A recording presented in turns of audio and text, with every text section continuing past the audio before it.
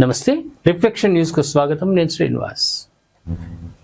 మీరెవరో తెలుసు కదా, ఉత్తరప్రదేశ్ ముఖ్యమంత్రి మాట్లాడిండు ఒకటి. ఇది చాలా బ్రేకింగ్ న్యూస్. అయోధ్యలో బాబ్రీ మసీదు పునర్నిర్మాణం అసాధ్యమని ఉత్తరప్రదేశ్ ముఖ్యమంత్రి యోగి ఆదిత్యనాథ్ స్పష్టం చేశారు. బారాబంకీలోని శ్రీరామ్ జానకి ఆలయంలో మంగళవారం జరిగిన 10వ శ్రీ హనుమాన్ విరాట్ మహాయజ్ఞం శ్రీరామార్చన పూజా కార్యక్రమంలో ఆయన పాల్గొన్నారు. ఇంకేమేం అన్నాడు ఒకసారి మనం చూద్దాం. ఈ సందర్భంగా ఆయన మాట్లాడుతూ, కొందరు అవకాశవాదులు ఉంటారని, వారికి కష్టాలు వచ్చినప్పుడే రాముడు గుర్తుకు వస్తాడని, ఇతర సమయాల్లో తలవను కూడా తలవరని అన్నాడు. అందువల్లే రాముడు కూడా వాళ్ళని మర్చిపోతాడని చెప్పారు. రాముని భక్తులపై బుల్లెట్లు కురిపించి రాముడి సేవకు అవాంతరాలు కల్పించే రామద్రోహులకు ఇక్కడ చోటు లేదు.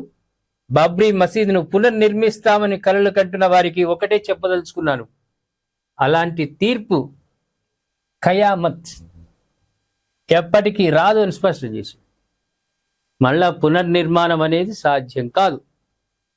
అయోధ్యలో అక్కడ రాముడే, రామరాజ్యమే నడుస్తుంది, సర్వం రాముడే.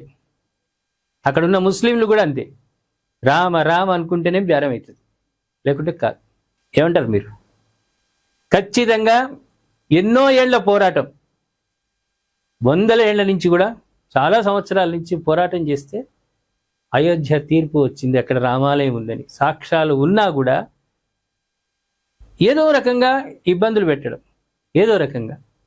బాబ్రీ మసీద్ కూల్చిన తర్వాత అది సాహసోపేతమైన చర్య, ఇది అందరు గమనించారు, అందరికీ తెలుసు.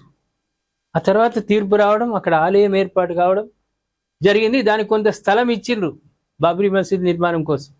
కానీ అది రాముడిదే, రాముడి పాలనే, రామదేవుడే, ఆ దేవదేవుడే ఉండాలి అక్కడ, అంతే. వేరే వాటికి అవకాశం లేదు.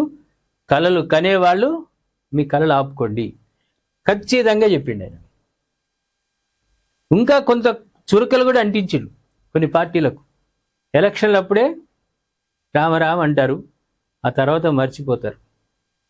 వాళ్ళకు కూడా చురుకలు అంటించుకుంటూ ఇకపై అలాంటి ఆలోచన లేదు అని స్పష్టం చేశారు.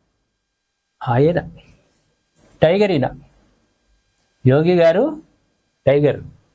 భవిష్యత్తులో భారతదేశ ప్రధాని అయ్యేంత సర్వ హక్కులు, సద్గుణాలన్నీ కూడా వారిలో ఉన్నాయి. మీరేమంటారు? యోగి గారు చేసినటువంటి కామెంట్ పై మీ స్పందన మాకు తెలియజేయండి కామెంట్ రూపంలో. సబ్స్క్రైబ్ చేసుకోండి, షేర్ చేయండి.